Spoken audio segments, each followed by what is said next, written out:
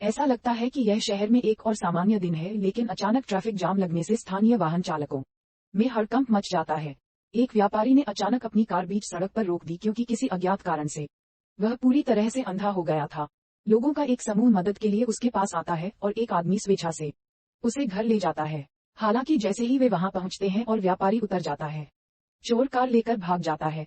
व्यवसाय बाहर खो गया है, लेकिन चोर कुछ सेकंड बाद वापस आता है और दोपहर के लिए अपनी कंपनी की पेशकश करते हुए उसे अपने अपार्टमेंट तक पहुंचने में मदद करने के लिए एक अलग व्यक्ति होने का नाटक करता है। इस बार यह काम नहीं करता है। व्यापारी ने सबक सीख लिया है और घर पर सुरक्षित होने पर चोर को बाहर निकाल देता है।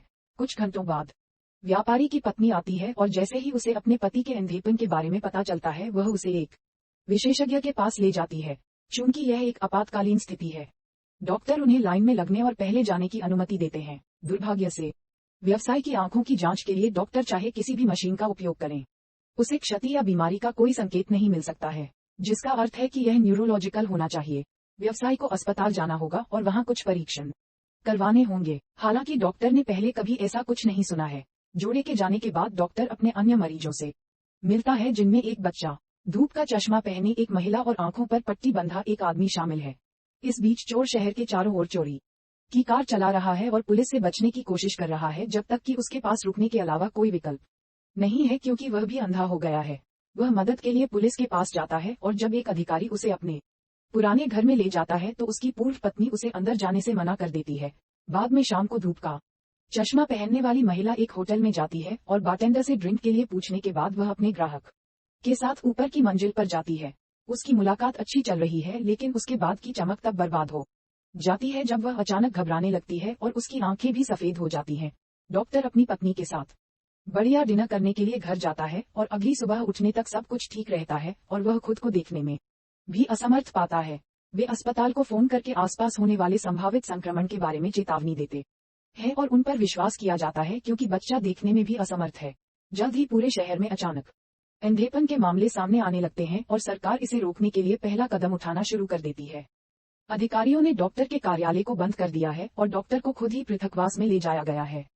उसकी पत्नी उससे दूर रहने के विचार को बर्दाश्त नहीं कर सकती, इसलिए उसने उससे अलग रहने के लिए झूठ बोलने और खुद को अंधी होने का नाटक करने का फैसला किया। जोड़े को एक परित्यक्त आश्रय में ले जाया गया है जो पूरी तरह से खाली है और अन्य डॉक्टर भी उनके साथ वहां नहीं रहेंगे। प्रत्येक वार्ड में बाहर के गार्डों से संपर्क करने के लिए एक फोन होता है, लेकिन इसका उपयोग केवल आपात स्थिति के लिए किया जा सकता है और प्रत्येक वार्ड में एक प्रतिनिधि होना चाहिए जो इसका उपयोग कर सके। जल्द ही चोर, धूप का चश्मा लगाने वाली महिला, बच्चा और व्यापारी जैसे अधिक लोग आने लगते हैं। डॉक्टर और उसकी पत्नी उसकी दृष्टि को गुप्त रखने के लिए सहमत हुए और ये दिखावा करके कि उसने उस स्थान को खोजा और याद किया। जब वे वहां पहुंचे तो डॉक्टर की पत्नी हर किसी के लिए एक मार्गदर्शक बन जाती है जब उन्हें बाथरूम जाने जैसी चीजों में मदद की आवश्यकता होती है। कमरे से बाहर अपनी पहली यात्रा के दौरान चोर धूप का चश्मा पहने महिला के पीछे चलता है और थोड़ा अधिक सक्रिय हो जाता है, जिसके कारण वह उसके पैर में लात मारकर जवाब देती है। उसकी एड़ी में गंभीर घाव हो गया, जिसे डॉक्टर और उसकी पत्नी ने शर्ट से बांधना शुरू कर दिया, क्योंकि आसपास कोई प्राथमिक चिकित्सा किट नहीं थी। बाद में डॉक्टर की पत्नी चोर के पैर के संभावित संक्रमण के बारे में सोचकर सो नहीं पाती और डरती है कि कहीं वह भी अंधी न हो जाए। डॉक्टर उसके साथ मजाक करने की कोशिश करता है, लेकिन वह अपनी चिंताओं से निपटने के लिए टहलना पसंद करती है। अगली सुबह और लोग आ जाते हैं और व्यापारी अपनी पत्नी से मिल पाता है, जबकि बच्चा इस बात पर अफसोस करता है कि उसकी मां अभी तक नहीं आई है। डॉक्टर और उसकी पत्नी गार्ड से बात करने की कोशिश करते हैं और चोर के पैर के लिए मदद मांगते हैं, लेकिन गार्ड सहयोग नहीं करते हैं। वे बस उन पर अपने हथियार तान देते हैं और उन्हें धमकी के तहत अपने कमरे में वापस भेज देते हैं। कुछ समय बाद उन्हें भोजन का पहला डिब्बा मिलता है, जो स्कूल या जेल कैफेटेरिया जितना ही खराब होता है। वहां भी यह पर्याप्त नहीं होता है। डॉक्टर की पत्नी अधिक भोजन और प्राथमिक चिकित्सा किट मांगने के लिए आपातकालीन फोन का उपयोग करने की कोशिश करती है, लेकिन उत्तर देने वाली मशीन को छोड़कर कोई भी उसका फोन नहीं उठाता है, जहां वह बहुत सारे संदेश छोड़ती है। सप्ताह बीतने लगते हैं और हर दिन अधिक से अधिक संक्रमित लोगों को शरण में भेजा जाता है। डॉक्टर की पत्नी एक मार्गदर्शक के रूप में वार्डों के बीच एक कपड़े की रेखा बांधती है और डॉक्टर को वार्ड एक के प्रतिनिधि के रूप में चुना जाता है, लेकिन जल्द ही व्यवस्था बनाए रखना असंभव हो जाता है। चूंकि हर कोई अंधा है, इसलिए वे जल्द ही साफ सफाई की परवाह करना बंद कर देते हैं और लोग बिना कपड़ों के इधर उधर घूमने लगते हैं और दालान के बीच में आराम करने लगते हैं। व्यवसाय अपनी पत्नी के साथ अपने युवा दिनों के बारे में बात करके अपना मूड ठीक रखने की कोशिश करता है, लेकिन उसकी पत्नी खुशी के दिनों के बारे में सोच भी नहीं पाती है। एक दोपहर डॉक्टर की पत्नी को शोर सुनाई देता है और पता चलता है कि आंख पर पट्टी बांधने वाले व्यक्ति के पास एक रेडियो है जिसे वह अकेले में सुन रहा है। वह उसे सभी के साथ समाचार साझा करने के लिए मनाती है क्योंकि वे सभी यह जानने के लिए बेताब हैं कि बाहर क्या हो रहा है। आई पैचमैन बताते हैं कि बहुत सारे स्टेशन नहीं बचे हैं, लेकिन उन्हें इसका सामान्य सार पता चला कि पहले 24 घंटों में सैकड़ों मामले थे जिन्हें सरकार ने अंधे लोगों को शरण में भेजकर और बाकी सभी को घर पर रहने के लिए कहकर हल कर दिया। तब आम जनता को ये देखना था कि कैसे दुनिया भर के विशेषज्ञ सम्मेलन करने के लिए एकत्र हुए, जहां उन्होंने ये कहने के लिए बहुत सारे शब्दों का इस्तेमाल किया कि उन्हें नहीं पता कि क्या हो रहा है। जल्द ही विशेषज्ञ भी संक्रमित हो गए और ये बीमारी विदेशों में भी फैलने लगी। लोग घर पर इंतजार करते करते थक गए और बाहर जाने की कोशिश करने लगे, लेकिन सैनिक सतर्क थे और नियम तोड़ने वाले किसी भी व्यक्ति को गिरफ्तार कर लिया। शहर में विशेष रूप से अराजकता फैल गई क्योंकि कार दुर्घटनाएं होती रहीं और यहाँ तक कि विमान भी गिरने लगे। नागरिक डरने लगे और उन्होंने घर पर रहने का फैसला किया। आखिरकार अब शहर एक रेगिस्तान है और सरकार इसके बारे में कुछ नहीं कर रही है क्योंकि वे भी अंधे हैं। कुछ दिनों बाद संक्रमित लोगों के एक बड़े समूह को शरण में लाया जाता है और सैनिक दिखाते हैं कि वे कितने क्रूर हो गए हैं। उन्होंने एक व्यक्ति को केवल इसलिए गोली मार दी क्योंकि वह गलती से लाइन से हट गया था। गोली की आवाज से लोगों में दहशत फैल जाती है और हर कोई बिना किसी परवाह के एक दूसरे को धक्का देकर अंदर भाग जाता है और यहाँ तक कि दरवाजे भी तोड़ देता है। सबसे बुरी बात तो ये है कि सिपाही शव उठाने तक नहीं आते, ये आशा करते हुए कि वे इसे स्वयं दफना सकते हैं। डॉक्टर की पत्नी ने एक फावड़ा मांगा जिसे सैनिक अपने टावरों से हिले बिना यार्ड के बीच में फेंक देते हैं। चूंकि डॉक्टर की पत्नी अभी भी अंधी होने का नाटक कर रही है, वह रास्ता पूछती है और सैनिक उसके साथ तब तक उलझते रहते हैं जब तक कि उसे फावड़ा नहीं मिल जाता और वह उन्हें उंगली नहीं दे देती। इस बीच डॉक्टर दफनाने के समन्वय के लिए अन्य वार्डों के प्रतिनिधियों के साथ संवाद करने की कोशिश कर रहे हैं क्योंकि 2 और लोगों को गोली लगी है। वह इस तथ्य पर भी चर्चा करना चाहते हैं कि एक वार्ड अपने उचित हिस्से से अधिक भोजन ले रहा है। बारटेंडर डॉक्टर को एक नेता के रूप में कार्य करते हुए सुनकर थक जाता है और खुद को वार्ड 3 का राजा घोषित करता है। उसका पहला आदेश ये होता है कि उसका वार्ड वह सब खा सकता है जो वे चाहते हैं, इससे पहले कि वे शवों की मदद करने पर विचार करें।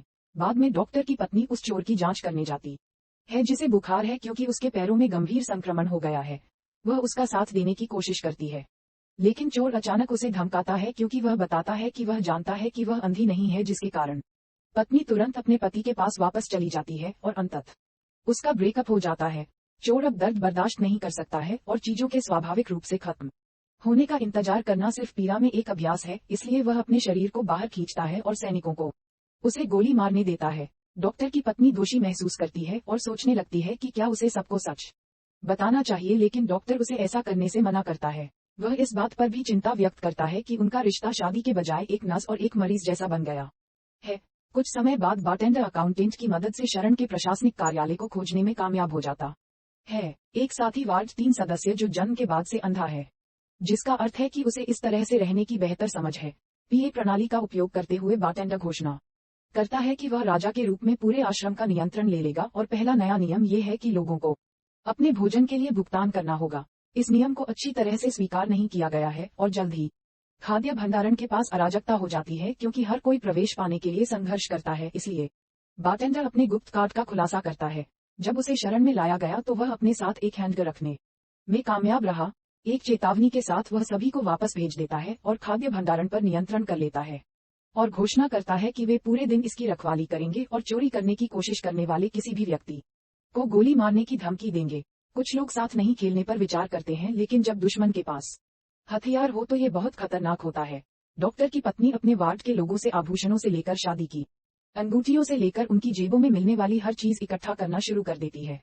हालांकि वह कैंची की एक जोड़ी रखती है जो उसे एक महिला के बैग में मिलती है बच्चे के पास देने के लिए।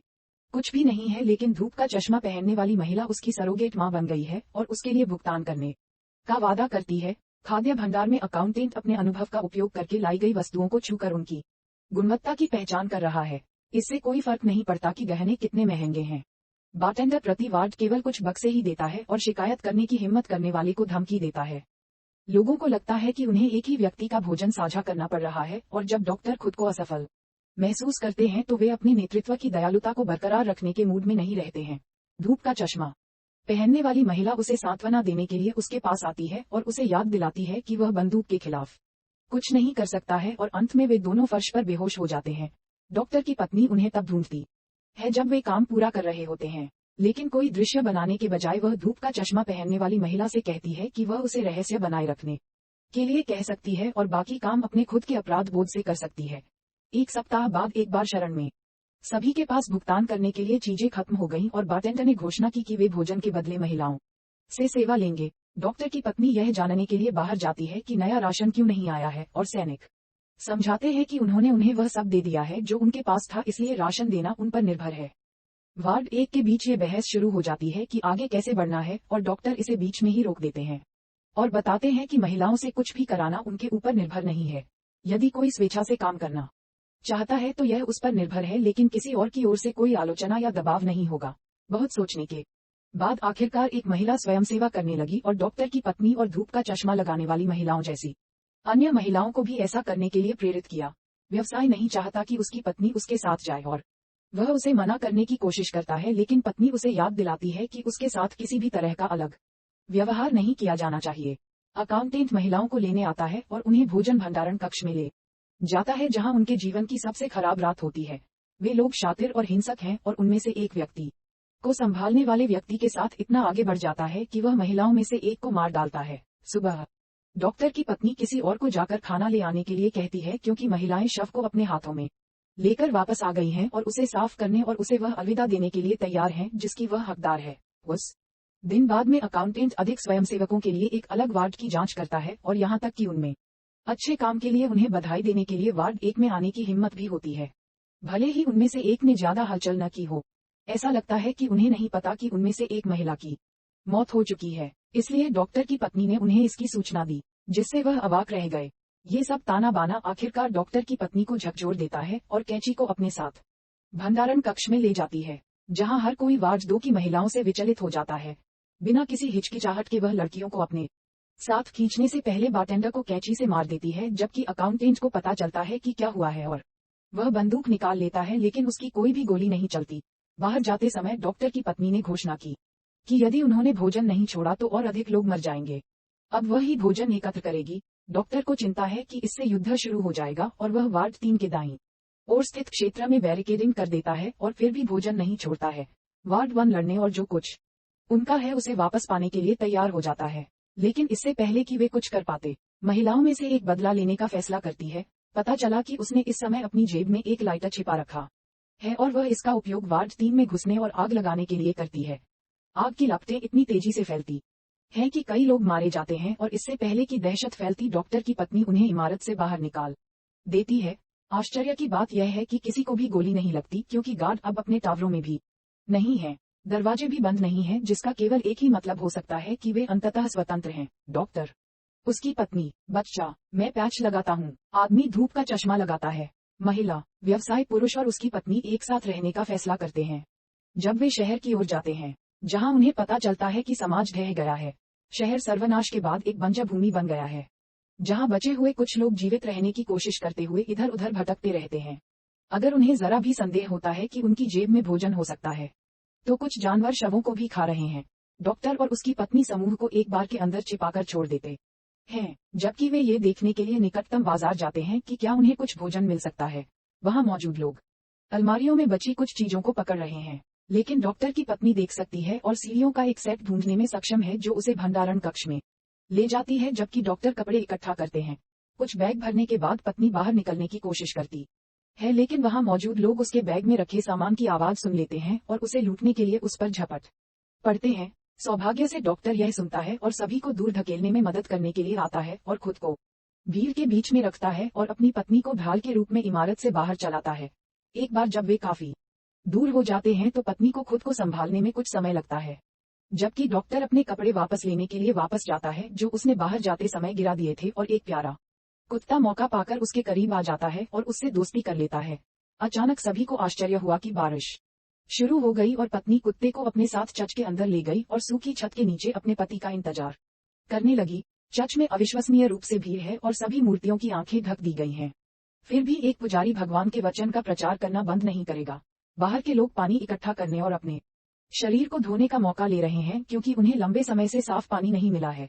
डॉक्टर कपड़े लेकर वापस आता है और अपनी पत्नी को कुत्ते के साथ समूह में फिर से शामिल होने के लिए उठाता है, जो उनका नया साथी बन जाता है। समूह बार के अंदर कुछ राशन खाता है और ठीक से आराम करने के लिए रात को वहीं रुकने का फैसला करता है। वे डॉक्टर और उसकी पत्नी के घर तक पहुंचने के लिए फिर से सावधानी पूर्वक शहर में घूमते हुए निकलते हैं। जिन्होंने इसे सभी के साथ साझा करने की पेशकश की है, तब से समूह एक दिनचर्या स्थापित करने में सफल हो जाता है। पत्नी के मार्गदर्शन से वे अपार्टमेंट की सफाई करते हैं और डॉक्टर के कपड़े साझा करते हैं।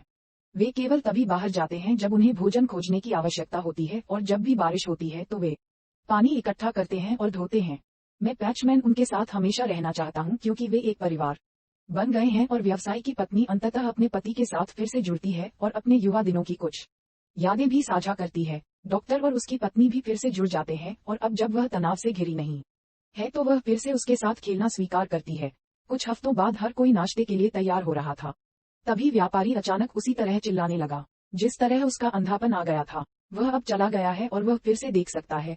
हर कोई जश्न मनाना शुरू कर देता है क्योंकि वे समझते हैं कि उनका शरीर अस्थायी रूप से बीमारी और अंधेपन से लड़ सकता है, जिसका मतलब है कि उनके भविष्य के लिए आशा वापस मेज पर है। सदस्यता लेना सुनिश्चित करें और सूचनाएं चालू करें ताकि आप इस तरह के और वीडियो देख सकें। देखने के लिए धन्यवाद। पूर्ण विराम।